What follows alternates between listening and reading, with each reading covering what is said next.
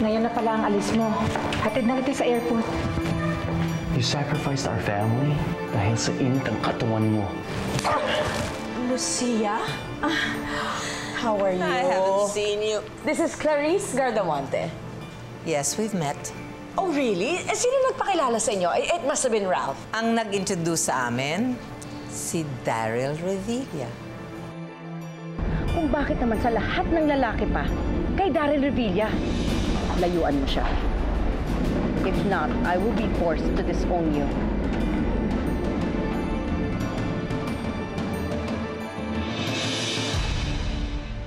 Anak, sinong may sabi sa'yo na pangalawa ka sa kapatid mo? Bumabawi lang ako sa kapatid mo, hindi ba? Ang atensyon ko nasa kanya. Pero hindi ibig sabihin na hindi kita mahal. Mahal na mahal kita, anak. Alam ko naman yun, Nay. Alam ko naman na mahal mo ko, eh. Pero si James...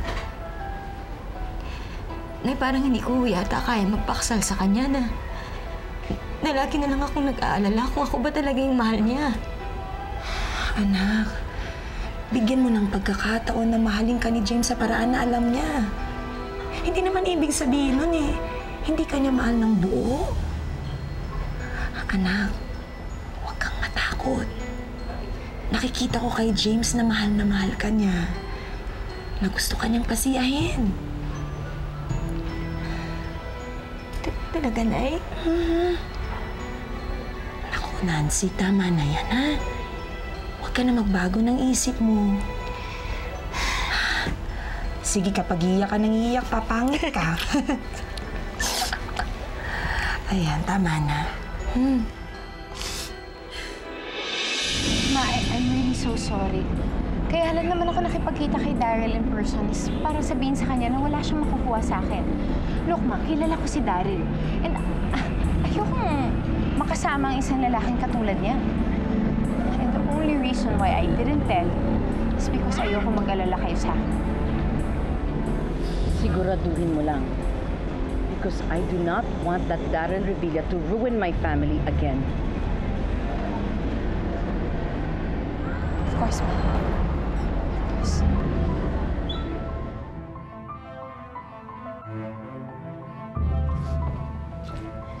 James? James, sandali lang. Oh, Nancy, pagpipilito mo pa rin ba si Clarissa yung mahal ko? Alam mo, Nancy, ikaw naman may problema kay Clarissa. Ba't ba lagi mo kinukumpara sarili mo sa kanya?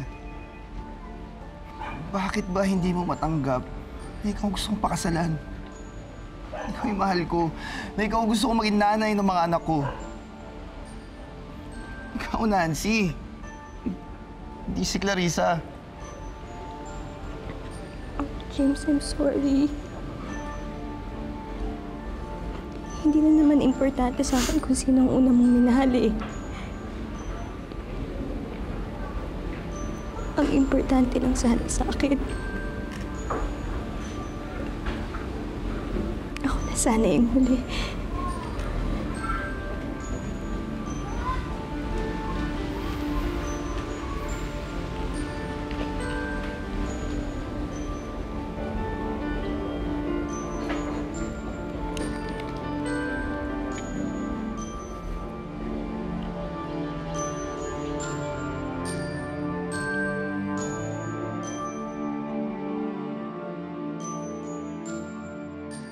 Alam mo, Clarice, I think na ituloy na natin yung plano namin dati ni Ralph to travel out of the country.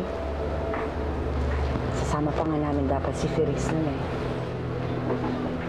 I think that's a good idea, Ma. At least we can travel together. Kung alam mo lang kung gaano mo ako pinasasaya, Clarice. Kahit nun pa, hindi mo lang alam kung gaano mo akong pinasasaya na matatawag kitang anak kita ngayon.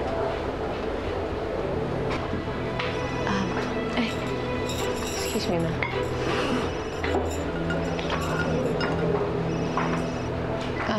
Si Si Janice po. Excuse me. Sagutin mo baka importante yan. Okay. Hello? Janice. Clarissa, nabalitaan ko kasi yung nangyari sa inyo ni Lucia. Are you okay? Ay, oo naman. Oo, yes. I'm actually out with my mom now. Pwedeng tawagan na lang kita mamaya o magkita na lang tayo sa office, ha? Good. Buti naman walang nangyari sa'yo. Anyway, Clarissa, sana magkita tayo as soon as possible kasi marami tayong dapat pag-usapan para maayos natin lahat ng problema ito bagong lumala pa lahat. Okay. Sige. I'll see you soon. Bye-bye.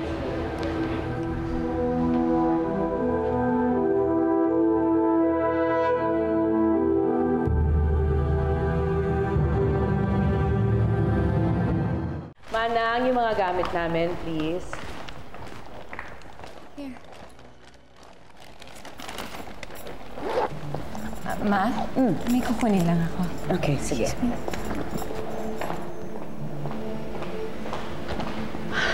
Ano ba naman, Nick? Tanghaling tapat, umiinom ka na? Nagiging habit mo na yan, ah. Manina, is it really my drinking you're worried about? Or may iba ka lang iniisip? Actually, it's Clarice.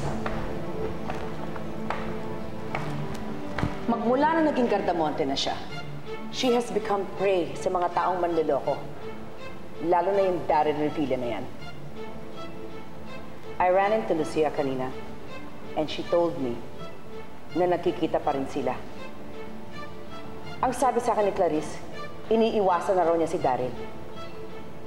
But I'm worried. Ayokong mawalan uli ng anak na dahil sa Daryl Revilla na yan.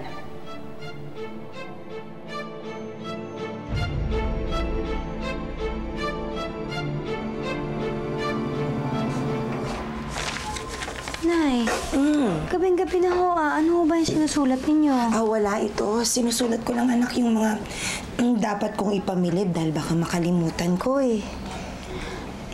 Matulog na ho kayo, Nay. Pagpabukas na ho yan. Sige. Sige po, good night. Susunod na ako. Ito ang tubig ninyo, ha? Sige. Good night.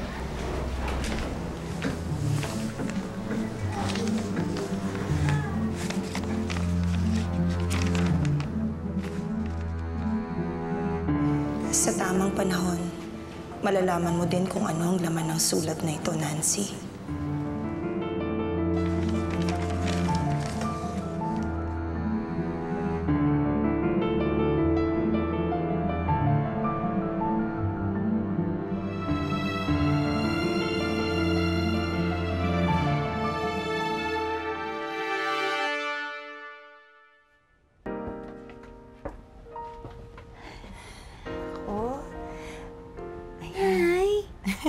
Sa West lang naman ho ang kasal ko eh. Hindi. Importante yan. Ako, napakaganda ng anak ko. Alam mo, kitang-kita sa mga mata mo na ang saya-saya mo. Kasi Nay, talagang masaya ho ako. Alam mo,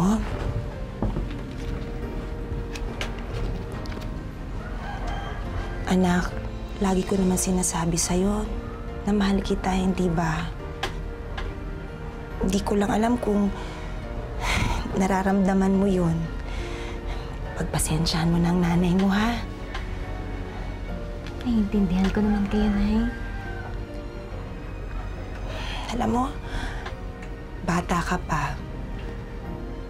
Talagang maunawain ka na. Kapag meron akong bagay na hindi maibigay sa'yo, tanggap mo kaagad.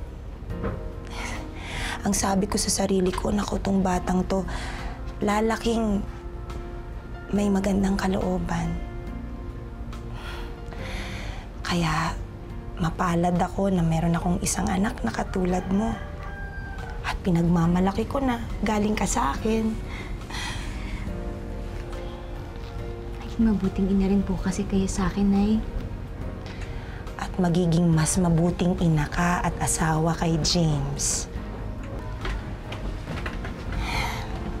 Napakabait mo. Buong buhay mo, binigay mo na sa akin. Ikaw yung nag-aalaga sa akin. Maraming salamat. Kaya ngayon, panahon na para ikaw naman ang alagaan ni James. Panahon na para ikaw ang lumigaya at mahalin.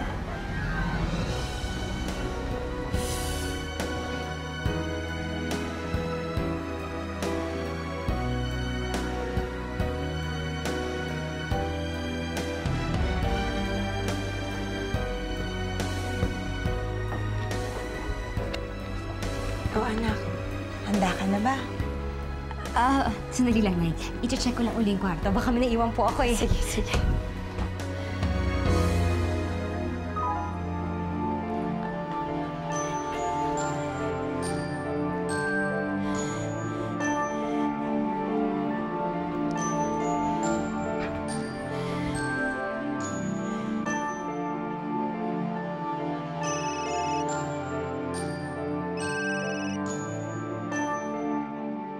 Hello? Nay? Nay, kayo ba yan? Bakit po kayo napatawag? Clarissa, ilang araw na kitang hinihintay. Bakit hindi ka dumadalaw dito sa amin? Pasensya na kayo, Nay, ha? Kasi talaga natambakan lang ako ng trabaho, eh. Kaya hindi na kita nabisita. Hindi ka ba pupunta dito? Araw ng kasal sa huwes ng kapatid mo. Halika na. Sa tingin niyo ba okay lang yon? Kasi baka mamaya masira lang yung araw ni ate, eh. Anak, sige na, ito ang tamang oras para magkaayos na kayo magkapatid. Sige na, gawin mo na to para sa akin. Nay, ako naman wala akong problema kay ate.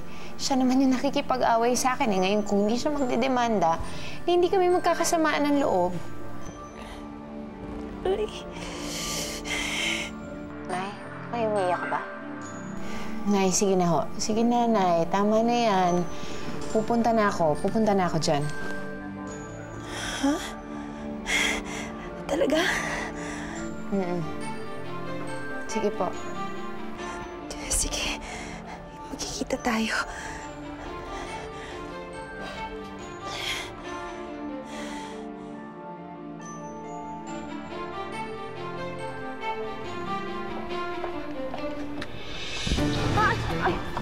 Saan ka pupunta? Kasal ng ate ko ngayon, Nick. Sinungaling ka! Makikipagkita ka sa lalaki mo, no? Ha?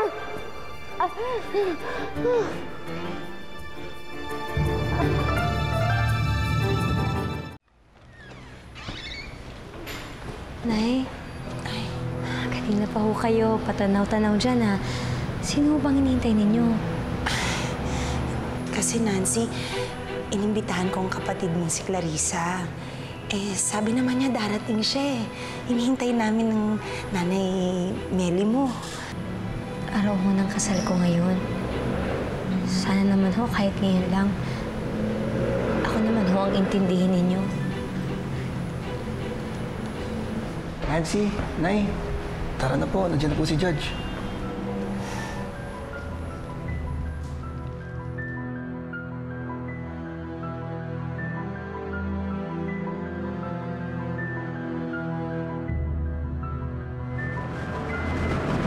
Nick, ano ba? Pwede ba? Masyado namang mabilis yung pagpapatakbo mo. Nick! Pasalamat ka kung nga mag-atid sa'yo, eh. Oh, halika na kayo dito. Magsimula na tayo. Ganda-ganda. Magsimula na po tayo. Excuse me ho. Anak, baka pwede namang hintayin na lang natin muna si Clarissa, oh. Kasi darating siya eh. Mrs., bisita lang ho siya. Ang importante, na nandito ang ikakasal. Gusto ko si Clarissa. Oo nga naman ho, Nay. Yun naman ho yung importante. Tsaka nakakahiya. Oh, magsimula na tayo. Nick, alam mo, ako na lang ang magmamaneho. Please. Hindi ka naman pwedeng makita ni Inay, eh.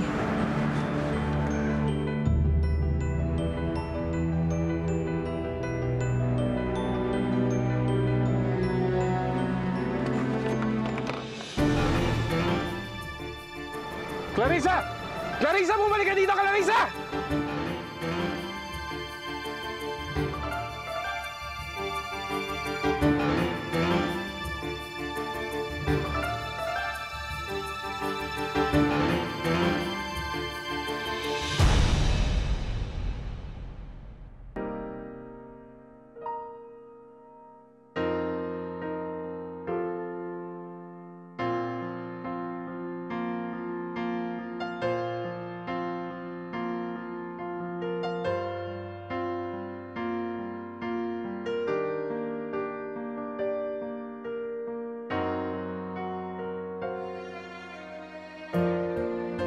Oh, saan ba tayo kakain? Alam ko na, dun sa tabing dagat. Di ba yung restaurant doon, masarap doon. Ay, oo nga, oo nga. Sige, natawag na ako ng taxi para makapunta na tayo doon. Sige.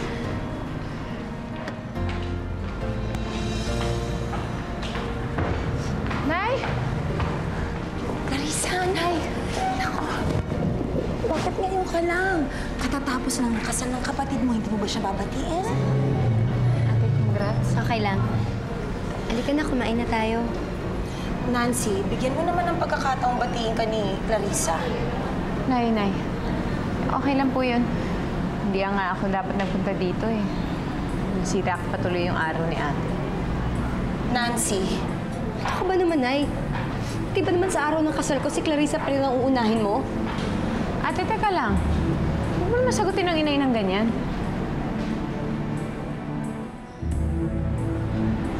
Nay? Nay? Nay, bakit ho? Bakit wala ako nakikita? Ano nangyayari? Bakit wala ako nakikita? Nay, Clarissa, nasaan kayo? Bakit wala ako nakikita? Nay! Tulungan niyo ako! Nay! Bakit wala ako nakikita? Halika na! Nancy! Bakit wala ako nakikita? Nancy, baka naman nagkukunwari lang si Aling Nati para hindi na kayo mag-aaway ni Clarissa. Alam mo, hindi ko na talaga alam eh. Basta natatakot ako. Natatakot ako para kay Inay. Ikaw ang may kasalanan nito.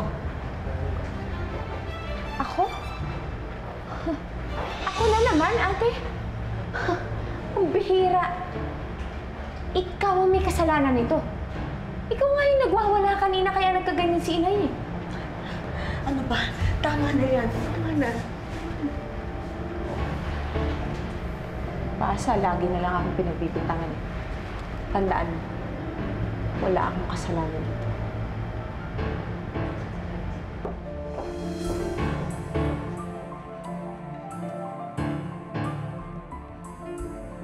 Boss, nasaan si Maurice? May mensahe ako para sa pamangkin niya. Oh, Nick! I'm surprised! Nandito ako. Ano gusto mo sabihin? Revilla, layuan mo si Clarissa, layuan mo ang pamilya ko. Maurice! Maurice! Maurice! Maurice! Ay! Ay! Tama na! Pigilan mo! Tama na yan!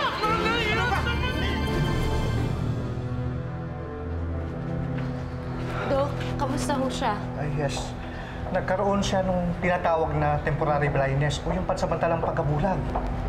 Maaaring may connection pa ito sa nangyaring head injury niya o yung surgery pa niya. Sa ngayon, wala pa akong masasabi kundi kinakailangan pa siyang sumailalim sa iba pang mga test. Okay, Doc? Yes. Kung ano man pong test ang kailangan pang gawin sa inay ko, please gawin niya na lang. Sige po, sige po. Maiwan ko po muna kayo. Thank you. Clarissa? Clarissa? Anak, thank God you're okay.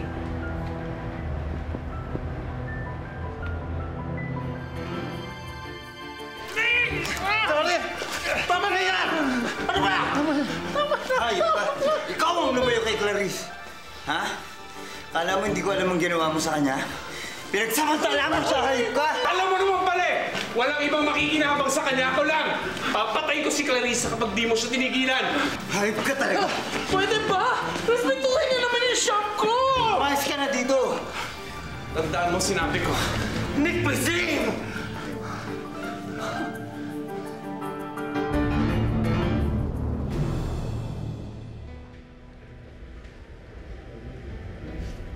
Thank you.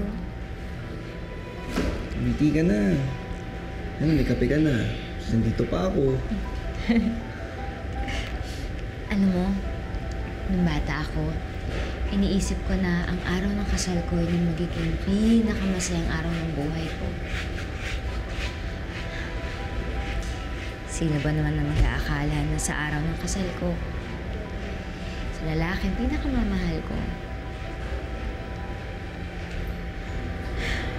kakasakit naman ng nanay. Isang sakit na hindi ko pa maintindihan. Ano mo, Nancy? Marami pa naman tayong araw para maging masaya eh. Habang buhay tayong magkasama, di ba? At pinapangako ko sa'yo,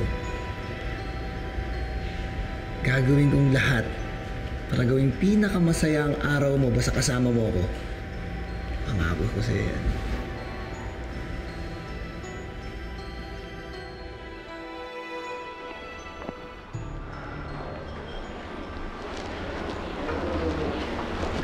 Daryl. Kamusta ang nanay mo? Hindi ko nga alam, hindi ko pa rin maintindihan kung anong nangyayari sa kanya. Teka lang, bakit ka ba nagpunta dito? Bakit gusto mo makipagkita? Napunta kasi dito sa shop nila, Oz. What? Tapos nagbanta siya na papatayin ka daw niya kapag hindi kita tinigilan. Hindi ko alam kung paano niya nalaman yung tungkol sa atin. Alam mo, Daryl, hindi ko na alam kung anong gagawin ko kay Nick. Kung malaman ko lang sana kung nasan yung ebidensya niya laban sa akin, tapos na yung problema ko sa kanya. Huwag ka mag-alala, akong bahala sa kanya. Gagawa ko ng paraan. Kapag ka nakagawa na akong paraan, papaalam ko agad siya. Alis ako.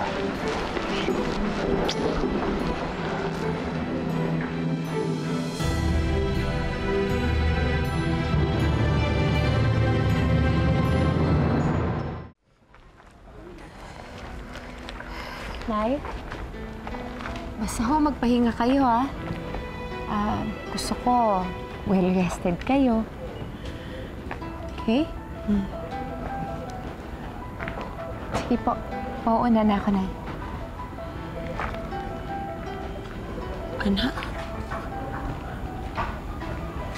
Mare, gumagabi na. Mabuti pa siguro mauna na kami ni Clarissa.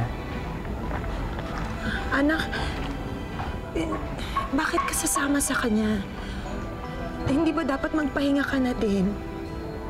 Halika na, sumama ka na sa loob. Ayusin ko yung kwarto mo. Halika na.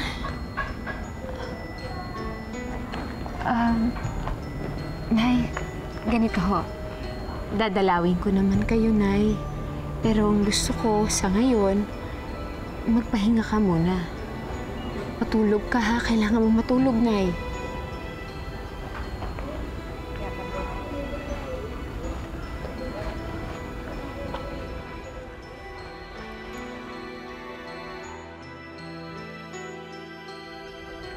Clarice.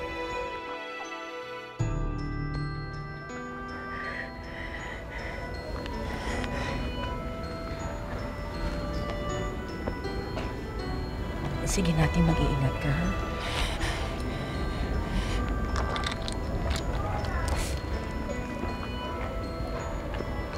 Pabalik ako, Nay. Dadalaw ako, ha?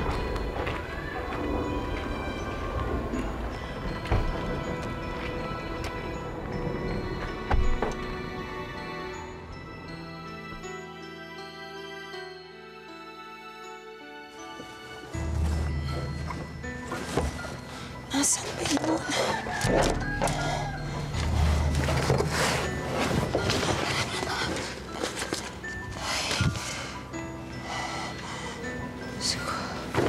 Nay? Nay Nati, ano po yun? Ralph! Ralph, anong ginagawa mo dito? Nandiyan ba si Nancy? Nakita mo ba siya? Nay, si James po to. Si Nancy po lumabas. Gusto niyo tawagin ko? Huwag! Huwag mo siyang tawagin. Ralph, meron ako mga bagay na hindi ko masabi sa'yo ng harapan. Nay? Basahin mo na lang ito. Malalaman mo rin kung anong totoo. Nay? Ral, huwag mong pababayaan si Nancy. Huwag mo siyang pababayaan. Ikaw na ang bahala sa kanya.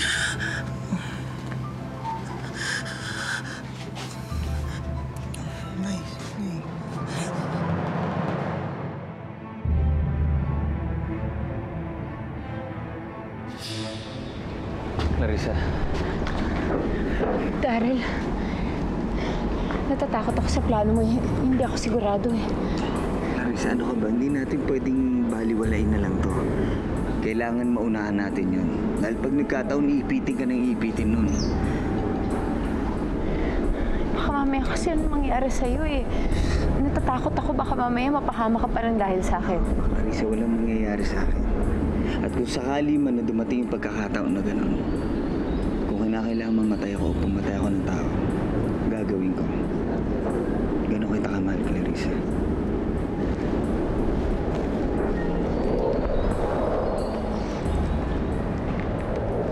Sige na.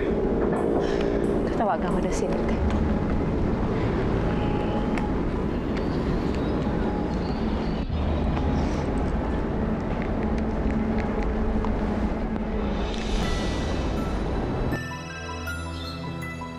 Oh, Clarissa. Huwag mong sabihin ako ngayon ang namimiss mo. Hindi, Nick. Tumatawag ako sa'yo ngayon dahil gusto ko lang sabihin na tapos na ang panggagamit mo sa akin. Nakuha ko ng kaisa-isang ebidensya mo laban sa akin. Kaya wala ka nang pinanghahawakan ngayon.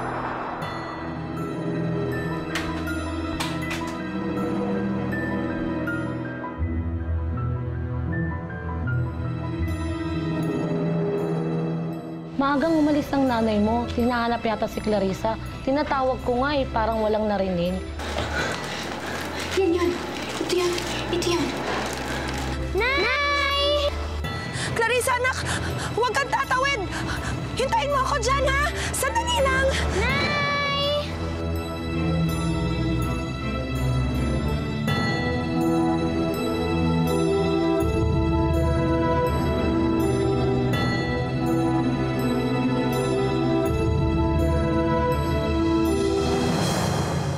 Kaya kong abutin ang langit, gagawin ko ang lahat hanggang sa makamit ang pag-ibig mong pinakamimithi. Huwag mo nang iwan ang puso kong sawi. Anong magagawa upang itama ko ang aking mali? Ngayon'y nagsisisid,